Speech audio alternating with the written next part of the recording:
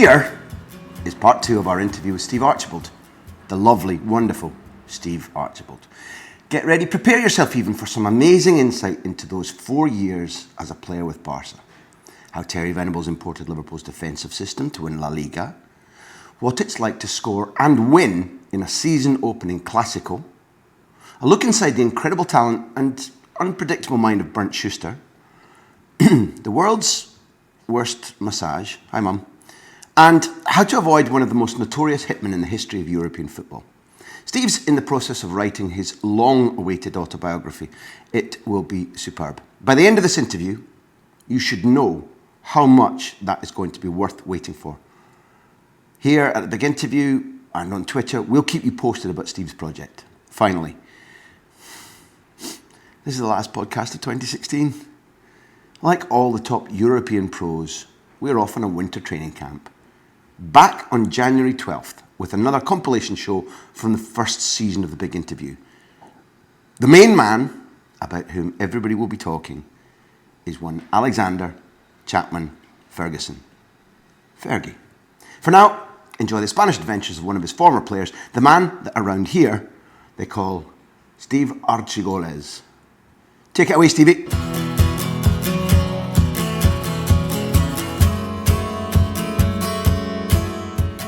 I think I'm hearing intertwined themes in that, you know, the way you play, it impresses Terry Venables. When you're at Aberdeen, he's at Crystal Palace, you play Terry's team in the cup final, you win. It maybe wasn't an automatic or a natural that he should then decide, I need this man, this footballer, this character, as I try and establish myself at Football Club Barcelona. But I suppose I asked the same question. Did you have any doubts about moving from Spurs to Barcelona? And what were the criteria you used to say, yes, I'm good enough for this, I'm going to try this, I'm going to take this risk or accept this challenge? It's never like that. Not in my brain, it was never like that. I didn't want to go to Barcelona. I never ever want to leave Spurs. But Irving Scholar had come in then, yes. and he wanted the money. And, you know, back at that time, you didn't have any real power. Yeah. If you were gone, you were gone. Either it was just to Barcelona or somewhere else, you were gone. It's a question of time. Or you didn't go and you rotted in the reserves. Yeah. They could never have done that with me because my level at that time was, nobody would have accepted that, but still, life would have been difficult. So Irving wanted the money. He was come in, he's a youngish guy that thought he could rule the world, and he had no idea how a football club ran, really. Anyway, I got a call from somebody, said that Terry wanted to meet me, and so I went to meet him in a hotel, and he discussed it. He said, I want you to come. He said, I want you to come because you're... And he discussed mentality. He said, you're strong enough mentality for this. I know it. You score goals, you're tough, you're quick, and that's what I need. I want you to come. But I didn't want to go. And I wanted to stay at Spurs, but there was nobody at Spurs saying, stay. Nobody was saying, yeah, here's a new contract. It was well, that's typical Irving at that time, Irving Scott at that time. So the deal was on, and I went to Barcelona, and we sat down, we were talking, and they had Hugo Sanchez upstairs, of course, and because the club wanted him. But Terry said, no, I want him. So it went on for hours, and I thought, fuck this. I said, listen, to me, it looks like they don't want me. I'm going. I've had enough. Terry said, no. You'll see. You'll see. Just give me half an hour. So I waited, and then the president walked in, Jose Luis Nunez, and come in like a coat over the shoulders and stuff. And I'd been primed by somebody else what to say to him if he came and spoke to me. So he comes in, and Juan Gaspar, my very good friend, said, Steve, come and meet President, Mr. Nunez. And the president said to me, because after these hours of talks, and I was gone, I was ready, I was walking. And he said, Steve, do you want to sign for Barcelona? And the person at Prime, he said, if he asks you any question, just look in his eye and answer him. So I looked him straight in the eye. He said, he looked at me straight in the eye. He said, do you want to sign for Barcelona? I said, yes. He said, okay. With that, he turned, and the deal was done in seconds. Gosh. And that was the end of it. And then it was too late for me to walk when I was there. What a strange carry on. The coach they've hired has such a clear idea of the footballer and the person that he wants. Yet there's hours and hours of dilly-dallying, irrespective of whether Hugo Sanchez is a good footballer or not. It's a power struggle between the club and Terry. Yeah. And you're never stronger as a manager on your first day. So Terry had to win. If he'd have lost that, he'd have had nothing. So you've got, there's no internet, there's no Sky Television out there. Have you got a very clear perception of what kind of squad you're joining or what kind of football they play? I had no idea. Yeah. Never heard of anybody in the team. Never been to Spain on holiday. Never wanted to go to Spain on holiday. And never come into my brain in any way, shape or form. Gee whiz. Any way, shape or form. Nothing. And all of a sudden I was there. Yeah. When you walk into the camp now, what effect does that have on you? Does it impress you as a stadium? When you see that you've signed and you see this place you're going to play for the first time, empty or full? After I'd signed. Is it inspirational? Is it interesting? Because it's one hell of a place. Well, after I'd signed, they just took me away to a hotel. I didn't see a stadium. So I never saw it till next day, I suppose. And I thought, oh, it's big. That's a better way to say it. Okay, and that was all. But the key thing for everything is the pitch is the same size. Okay, it might be 2 yards or 3 yards. I understand. Same pitch, the same 11 players there and 11 players there, and everything else is the same. So it's all tucked away. Doesn't matter.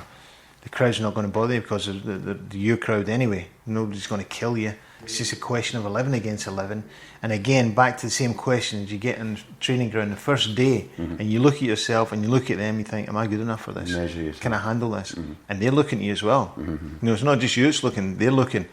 And I could, and everybody was happy. What stands out in training? When you begin to train those first few days, is it, I don't know, is it Schuster's touch? Does Miguel give you one as a hello? Or what does stand out?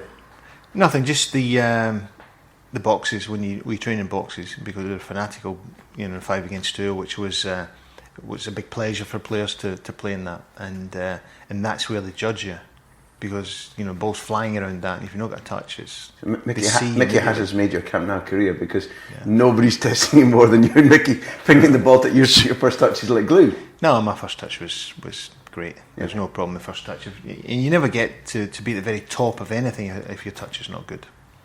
But anyway, it was good. And it was good, and theirs good. There was nobody in the 5 against 2 that was better than mine. So nobody. So that's how you judge, and that's how they judge you, and then they get comfortable and they give you the ball, and then they play with you, and then you get a little bit closer, and then little by little that's how it works. The first game goes quite well. The first competitive game goes quite well.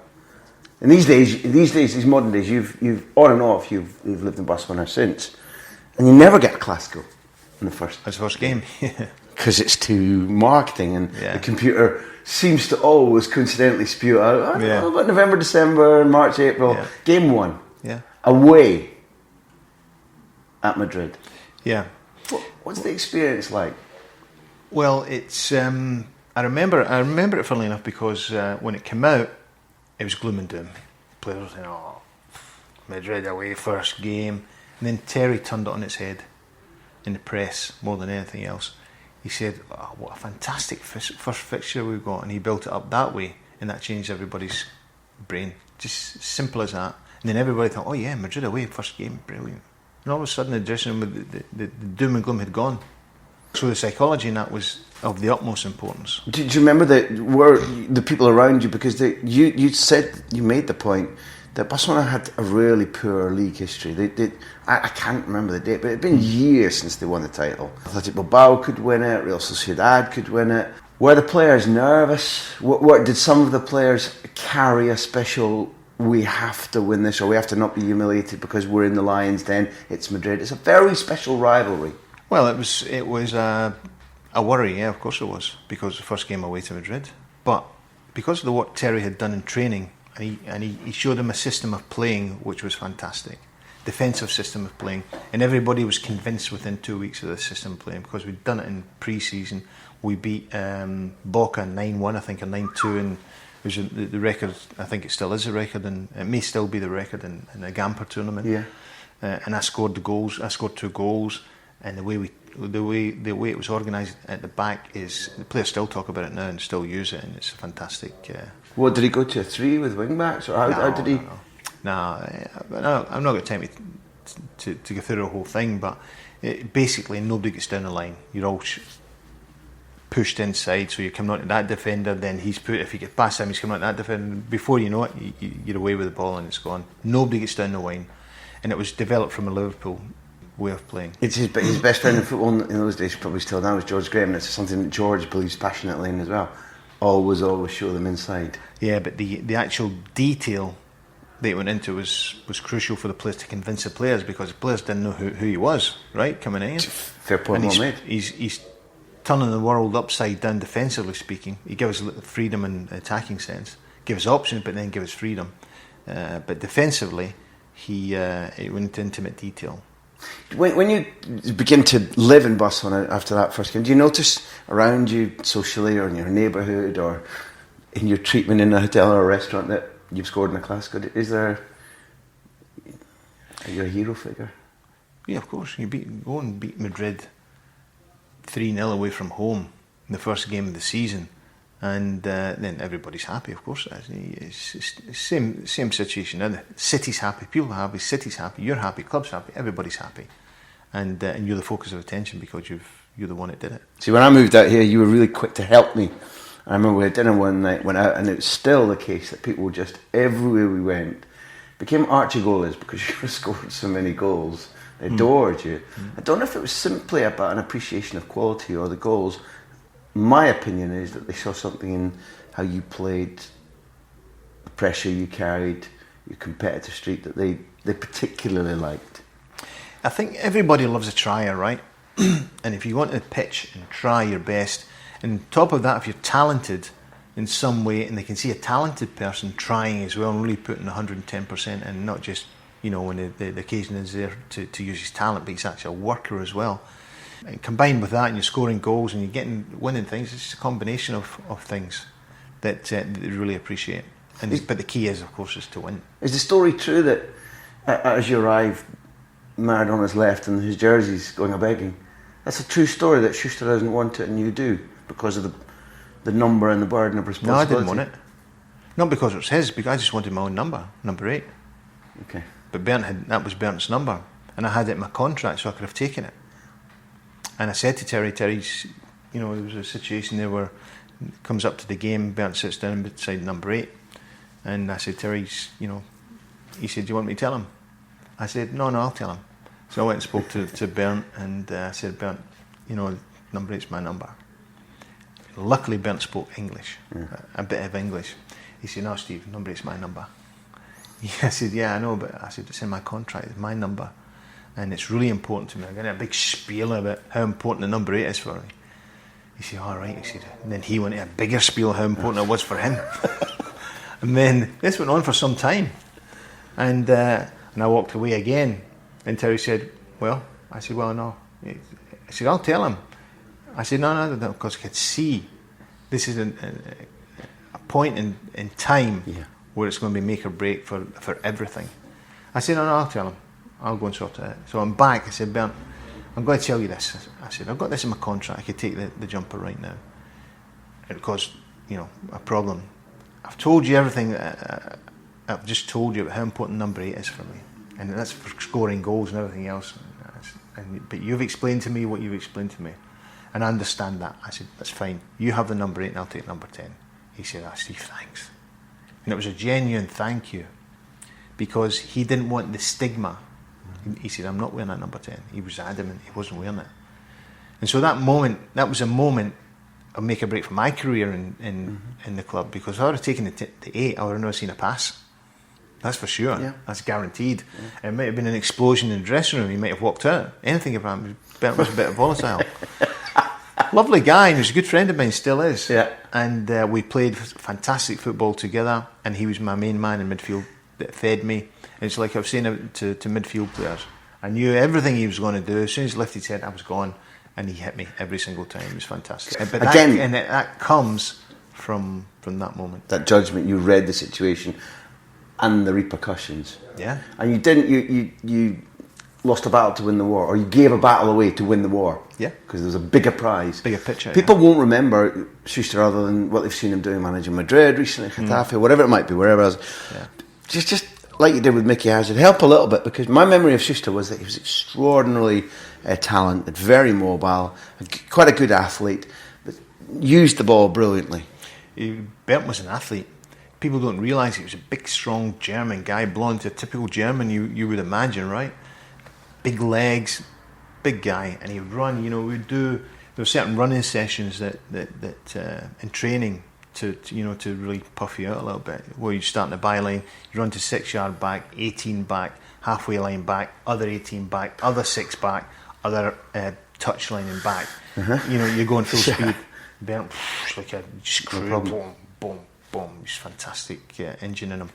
And top of all of that, his ability was fabulous. And when I got here, it was after his injury. He'd been crucified almost by Goicoechea in the tackle. That was a concern for him. It was never really fully recovered from that. So I can imagine, and I'd seen him because he came to this club when he was 19. Imagine that, 19-year-old playing this club, yeah. And I'd seen him playing in European Championships, I think it was with Germany at 19 or whatever age he was. Which I think they win. I can't remember. I think they win and he retires aged, I don't know, 22. It was a scandal at the time. But he was fantastic. He could hit me left foot, right foot, any foot. His pinpoint accuracy. People have asked me, and I never answered the question, and I never will, who's the best midfield player? You know, there's midfield players, but the best midfield player for me as a striker, you know, there's 2 or 3, but, you know, Bernd's in there and he's in the mix. Pinpoint and any distance as well, because Benny had big legs and he could really pass a ball from any distance. You could pick it up in the edge of the 18-yard box. I'd be over the halfway line and away in there, and he'd be a 60-yard ball right up the line. I'm onto it, and we're out anywhere, and short as well, and strikes and penalties. Tells a story that he plays for Barcelona, Real Madrid, and Atletico Madrid. And it really tells a story about quality, about people saying that's a winning man, that's a player that people will come and watch, because these are all part of the mix. If you're a club, I think you think, who sells the tickets, who lifts the trophies. He's a complicated chap. I've met him, and I don't know anything like you, but I've met him, and it's sunshine or storm, and also it seems to me he's quite volatile. He can go off depending on mood. And he also had it was strange. I met her. He had his wife as his agent, and she was very forceful. Yeah, was my experience. Well, she was a strong influence in his life, which is fine, and it's up to Bernd and his family to run their life the way they want. I never criticise it or comment on it. It's his life, and he can do it. If he's happy, that's fine, good.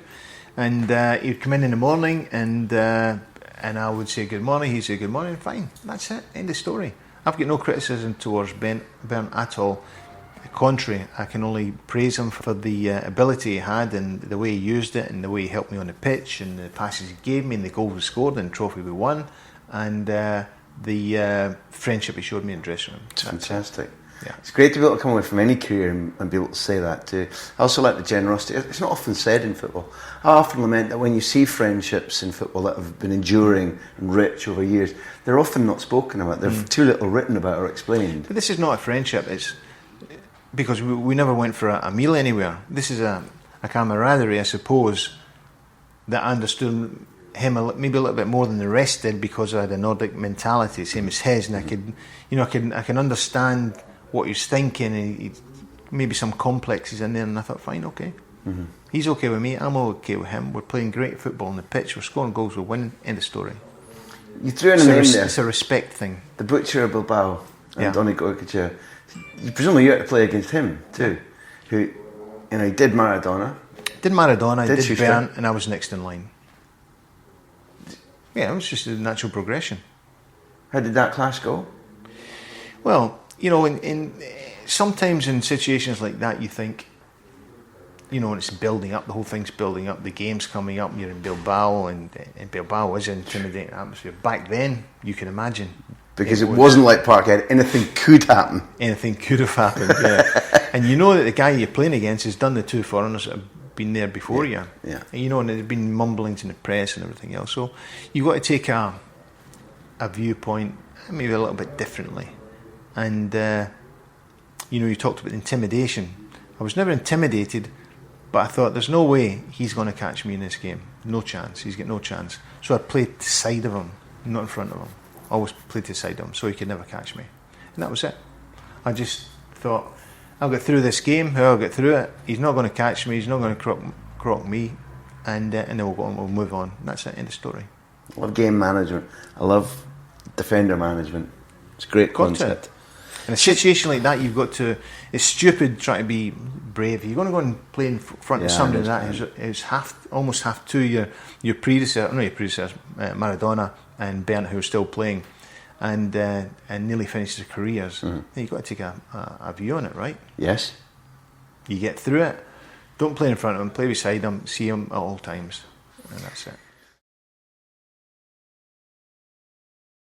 I didn't really know about this until we went out at that time in Barcelona, and people were kind of doing the goal with the ear is a fantastic goal in a difficult stadium to do something extraordinary in the old European Cup, which was like just the holy grail, maybe even more than the Champions League is now. The situation is Juventus against Barcelona in the European Cup, and I think you've won 1-0 here in a really difficult game, maybe even Julio Alberto scoring. I'm not... Julio scored, yeah. Is that right? Yeah. And it's a very, very good Juventus side, isn't it? It's a top Juventus side. You've got Platini, Michael Laudrup, Boniek, all in that squad. Gentile, it's all the top Italians. It's full Monty. And you're in there, it's cold night, solid ground, the fans, the flares. You're talking about intimidation. The old Comunale, which is right on top. If you're going to be intimidated, that's the place you're going to get it. And that's not a joke. It's true. And you're 1-0 down. You know, there wasn't blanket coverage of it all. Most people listening to this won't understand the geometrically impossible thing you did to score. Tell me, it's coming from. I think the ball's. You're up. My mentality says that when we've talked about it before, you knew that it was a vital thing to get a goal, to calm the crowd, to change the dynamic of the game. What happens? The ball comes over from the left and take up the tail. Funnily enough, it came from we're attacking the goal, and from our left-hand side it comes in, and ironically it came from Victor, not from Schuster, who'd be you think, well, a ball like that. Yeah. But it wasn't a brilliant ball, to be fair. Victor Sanchez, St Mirren legend. No, Victor Munoz. Victor Munoz, St Mirren legend, sorry. Who's captained Spain for 80 times as well, and etc. etc. And Victor had given me a goal in a previous round as well from Oporto. Another pass from Victor straight through. This one's coming against Juventus, and the Oporto goal got us through because we were under Kosh a little bit, and so did this. So Victor fires one into the back post, but it's too far. Yeah. You know, it's not Bernd, it's Victor. So he's done a great job. He's got it in, and it's coming right across, and the key to the whole goal is Carrasco, who's coming to support, and he's screaming for it. Now the goalkeeper thinks it's impossible. The angle's impossible, can't go in. Carrasco comes screaming, goalkeeper anticipates, I'm going to knock it back, because there's nothing else. In his mind, there's nothing else can be done. But the cutback. And so Carrasco comes screaming, keeper comes out thinking, I'll pick this up, and left the goal wide open. As he's coming at the Carrasco, there's this tiny eye of a needle between his left hand and the post. You see it because I've got a television camera right there. I know I'm going to smash into the television camera. Okay. I'm right on the line. It's impossible angle. He's coming screaming for it. I see a slight movement from him, catch him moving, and I just see a big space. And that's it. But the key to it was Carrasco. Does it come off your ear or the side of your head? Because you kind of got to lean and I don't know what you did with that. No. It still shouldn't have gone in. No. It wasn't in the ear, but people say it was scored by the ear, and I've given up. So I say to people, I tell people, that's not like you. That must have been years and years of people saying it. Years and years, people saying they go with the ear. And I say, yeah, but it wasn't the ear. It was just this part of my head. He says, oh, was it? Right. And he said, yeah, but it was really the ear, right? And so that's it. So I've given up. It was the ear. So it takes you through to. I really don't want to end this in a miserable way, but you played in the European Cup final. Mm-hmm. You know what struck me is that you told me something, because apart from a bright football man, you're a tough man, and you're very articulate too. You told me once about the pain you went through to play in that final. You had an injury. Was it a hamstring injury? A bad hamstring injury? Bad hamstring, which keeps you out of the Gothenburg semi-final, which should have been the Aberdeen semi-final because they put us out in there. Swedish bastards. Yeah. It's the truth as well. Horrible horrible defeat. Otherwise, it would have been the Dandies against Barcelona. But have we never defeat again? You see, let's just. When did that was a goal with you? I'm not hearing you at all. Yeah. But no, it was a shame. You've got right. bad injury, and somebody suggests there's this guru in Amsterdam. Nobody suggested. Okay. What somebody suggested, because there's a big pocket of blood in the back of my leg. What somebody suggested was the club doctor, that he says it's impossible. You forget it.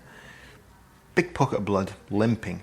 He said, what we're going to do is we're going to cut your hamstring and take that bit out and sew it back. I said, no, you're not. You're not cutting anything. No, because then you're finished. It's gone. It's over. So I remember Brian Robson always had been injured. You know Brian with yeah. And he was playing next game. And True. then with serious injuries, people think, how the fuck is he doing that? He must be a really tough guy. But of course he was a tough guy. But there was another secret to it, and that was the physio he was using. So I phoned Brian. I said, Brian, who's the physio, and how's that working? Is he good? And I said, I've got this problem. And he said, yeah. He said, he's absolutely fantastic. He's the best there is. He says, but I swear to you, he said, if you can't handle pain, forget it. He said, I'm not talking about just pain, really sore pain. Incredible pain that you'll end up crying, but you'll have to endure it, because if you can't endure it, it won't work. He said, if you're willing to do all of that, then go and see him. So that's what I did. I phoned Richard Smith, a guy called Richard Smith, and Richard was happy to see me. I told the club, which you can imagine called a big stink, because nobody had ever done it before, saying, yeah, I'm going to use my own doctor, I'm not using him, because it's not. The Spanish being Spanish, it's a slight to our honour. Yeah, yeah, but it's my leg, and no, it's true. I'm not disputing it, but that's quite you. My fucking leg. And nobody's going to cut my hamstring and sew it back together again. Obviously not. No. So off I go to. So I phoned Richard, and he says, "Yeah, come over." So I went to Amsterdam, and he looked at me, and this guy, and he laid me on a bed, and this guy, he said, I can't remember the guy's name now. He's an old guy, and he had funny eyes and weird. And I thought, fuck me, what have I done here? This guy said, he said to the guy, he said, look at Steve and see what you think. So this old guy, strong guy, but he had a cloth, like a towel, a cloth. He said, right, and he started rubbing my whole body, my legs, with the cloth for some reason, my body, and he turned over and rubbed my back and my legs, everything, just rubbed, hard rubbing. And the guy said, after that, yeah, I think he'll be okay. And he said, let me see your eyes. And I looked at him in the eyes. He said, yeah, no, eyes are good. He said, he'll be okay. So Richard said, okay, thanks, whatever his name was, and he went off.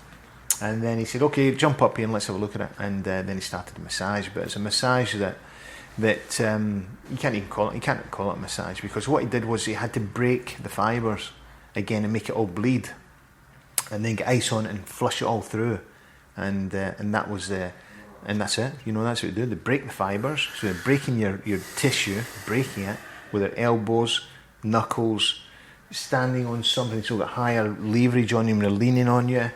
He had his assistant was a champion kickboxer, so he's built like solid muscle and bone. 8-hour sessions, 4 in the morning, 4 in the afternoon, and that's what they did. The doctor come over 3 or 4 days into it from here, because club said go and see what's happening there.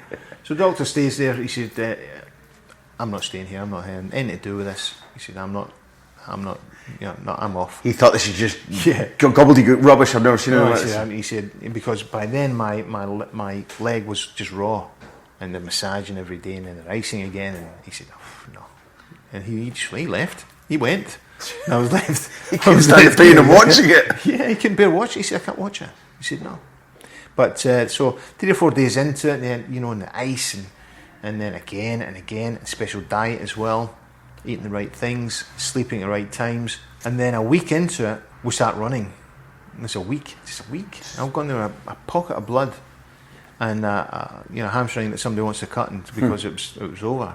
And a week into it, I'm running, and running again, and then I think 8 days, 9 days, I'm sprinting flat out in 8 or 9 days. And then he's throwing little balls for me to volley into the net. He said, I want you to shoot this, shoot with all your power. I said, no, I'm like that, shooting. He said, no, shoot properly. So I shoot properly, and it pulls a little bit, and then starts massaging again on the spot.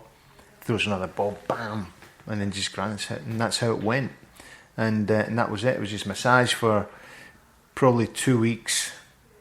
10 days, and then into training, running, sprinting, shooting, always massaging, and he fixed it, and that got me. And Terry said to me, he said, if you can back and prove your fitness, you play. Simple as that. I said, that's all I'm asking. I'm not asking anything else. That's it. And I can back and prove my fitness. Because Alonso, in your absence, has got them through this dramatic game where they lose pretty embarrassing. It's only 2-0 in Sweden, but it's a big defeat. Yeah. And Alonso gets, I think, the 3 in the... Peachy scored a hat-trick in the return. But if I'd have played in Gothenburg, we wouldn't have lost. Yeah. We'd have won the game. Yeah. And that's when Terry says, Steve, if you're fit, you're playing, there's no surprise on my part. I know why he's saying that. It's clear. But it comes back to the Peachy thing, and I'll address that at some stage properly in the book. People take the easy way out, saying Archibald should never have played. Archibald should have played. Archibald took you to that stage with his goals. Peachy came in and scored 3 goals when you'd lost 2-0. If Archibald would have been playing there, you wouldn't have lost 2-0. You'd probably won the game. So you wouldn't have had to score the hat-trick in the return match. So, people have got to think properly of how that whole process went, and that's how it went. I'm not bullshitting, and I don't blow my own horn. I'm just stating the facts. If I'd have been in that Gothenburg game away, we wouldn't have lost the game because I was flying at the time, and the team was working well, and it's just how it was. Gothenburg going to beat us in that night. It wouldn't have happened. And so, I come back and I prove my fitness, and Chelsea, okay, you're in. And Peachy was out. Peachy had played 1 game, right? So, okay, it was a great game. He scored the 3 goals, which was fantastic on the night. But still, I brought us through Juventus, through Porto, through other games. My goals had helped us win the league to get us into the European Cup, etc., etc. So, I just want to address that a little bit more. No, it's really important, and remembering the style of play and the level of form and the huge disappointment. When people speak to me who were in Seville for that final against Bucharest, the disappointment that socios, culés, Barca fans speak about the fact that you were taken off, that the coach lost a bit of faith in you too soon in the final, the fact that they maybe didn't see exactly the form that had brought you that far. No, because the reason was because Steaua Bucharest came to defend, nothing else. It was horrible. They didn't cross the line. They didn't cross the halfway line. It was unbelievable. But in history, when you look back, they won it and we didn't. They don't care how they win it. And it's happened with other teams who've done the same thing and got a goal somehow or got penalties. Red Star, I want to say. People forget when people criticise the Champions League right now. People forget the absolute utter fucking dross that we had to watch when teams just went, we've got nothing to do except for get a fluky goal or wait for penalties, and you watched utter rubbish in the European Cup. Yeah, but it was those 2 finals. It was champions of the league, not this bullshit. This league, Champions League. It was the champions of each league. And it was 2 hold on, it's 2 games. You win there and you win at home, and you're through. Now you can lose a game here, lose a game there, and you can still get through. It's bullshit. But we get better quality football. We get better attacking attitudes, we get more open football, more creative football, and the swap, to go back to what we saw in Seville that night, where one team turned up and just weren't interested in playing. That's not football. But would I change it now and have us going out and defending like that and having the medal? Yeah. Fine. Because all in all, you want the medal. You've done it, not me. I accept that. Think of them where they came from. It was crap the way they played. I didn't like it. I wouldn't have played that way, to be fair. I wouldn't have, I would have hated to play that way. Yeah. But Terry took Bernd off, and then he took me off. And I said to him, you shouldn't have taken me off, because I was just coming into it now. My injury I was more fluid in the last 20, 30 minutes of the game, and I felt it because the ball came flashing across the goal, and I got it. And nobody else would have got it. It was just one of these things that came. It's an instinct thing. I got it. I didn't direct it towards the goal, but it didn't hit target. But then I thought, oh, that's it. I'm in. So just at that moment, he decided to take me off. And he's asked me since then. He said, and he asked me recently, and I said, well, you have mistakes and stuff, and I don't know what he wanted me to say. But I said, no, you made a mistake. You should have kept Bernd and myself on, because we'd taken you to the whole thing. I'm willing to bet both of you would have scored the penalties as well, which nobody else in the team seemed capable of even hitting the target. Was a penalty taker, yeah. The main penalty taker. Baruti, our goalkeeper, scored the penalty, saved penalties. It was an incredible finish to it. And through all that, Richard Smith, who'd got me to where I am, had come with us on the trip, and he was treating everybody for all the knocks before the night. 3 days they were at a hotel from there to the game time, and the players were thinking, "Oh, that's brilliant! You easing up angles with this." It was incredible. It's very distressing that it wasn't a win, but it was a European final nonetheless. When Man United played here, I said to Fergie the night before the game, I'll give you my experience in this, and you should use it as a motivational, or any way you want to use it, but use it. In my cup final, we lost it, and after the game, you walk past that cup. You can't even bear to look at it, and you certainly can't touch it. You can only walk past it, and you'll never get another chance. He said, "Fuck no." He said, "Oh no, I can't use that. It's too much fucking stress." So after the game, I'm at the game, and they obviously win in the circumstances they won. And he comes up the stairs, and I'm just waiting at the top of the tunnel to congratulate him and stuff. He said, "I fucking used it at half time." Don't have to stand and look at that trophy not having won it and walk past it and let them... Can't touch it. You can look at it, but you can't touch it. And that's a hell of a thing for a player to think about. That's what I was going to say. What's shown out of this? I knew what you're like when you're dissecting football. Your football brain is terrific, but allied to the fact that you've done it, and you're a football articulacy is a joy. Again, I'll say it, as I said in this interview before. There are the majority in football don't do this, can't do this, and it's attractive to be near football intelligence. It's why I live here. I don't live here I can't speak for you. It's not just nice cuisine or there's a beach or... No, it's a different football philosophy. I've been near thinkers and analysers and performers of football who have utterly made my life better, not my profession. Yeah. It's a joy. And that's why I wanted to come here to dinner. It's why I'm also pleased that you're gonna put this down in a book finally. This and a million other anecdotes. Well, you're going to bring because you've got I think watching on Twitter, you've got an enormous fan base at all the clubs that you play at. People who want to do what we're doing now and understand your life, hear about your career. We enjoy producing that.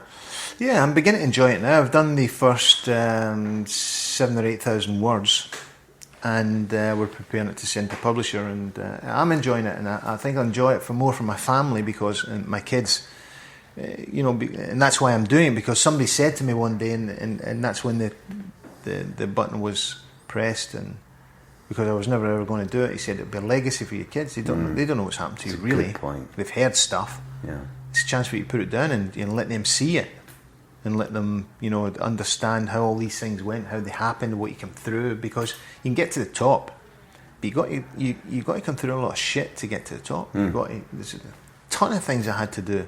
I was a mechanic till I was 20, and then I came into professional football at 21. But I worked my balls off till I was 20. I was, out in the morning. I was to my work, finish work, training with Clyde. Then after training, doing homework till 2 a.m. Then back to work. It was just continuous, which gave me some sort of character and strength, I suppose, because mechanic, lifting everything else and lifting stuff and everything else that I was doing, and just the movement and then the training. Then you're looking at the guys in front of you and training. There's a guy called Don Sullivan, who you'll know very well. Clyde Celtic. Nice, elegant midfielder. Clyde, Aberdeen, Celtic, and he was an elegant midfield player, but Dom was the man that was fastest and everything. And I thought, I'm going to catch you one day. And that was my aim at Clyde, to get to Dom. And I eventually got him. Yeah. And I got past him. and so all these things, and I don't know what drove me really. All these things, to come through all these little things that maybe my kids might look at and take something out of at some stage, but at least they'll know the proper story. It's a good choice you've made. I'm glad whoever said that to you did say that to you. This has been a tiny tip of the iceberg. Boy, it's been a pleasure. Thank you. You've lived all this, but Neil and I are like inside my head right now. It's like inside a champagne bottle. That's what it's like, man. That's what you do. Yeah. Steve Archibald, good, legendary dandy, regional club, my bollocks. Yeah. Thank you very much indeed. Thank you. Pleasure. It's been a pleasure.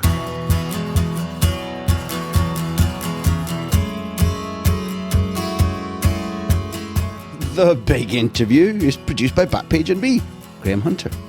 The music you always hear, the music that you love, is Beer Jacket, who's always been there for us.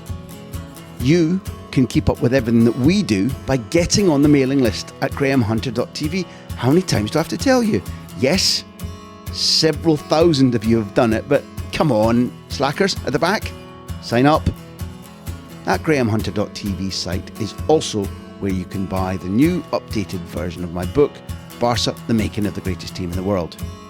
It's my account of the Guardiola era at the Camp Nou from 2008 until 2012, plus Tito, Tata and Adios Johan Cruyff.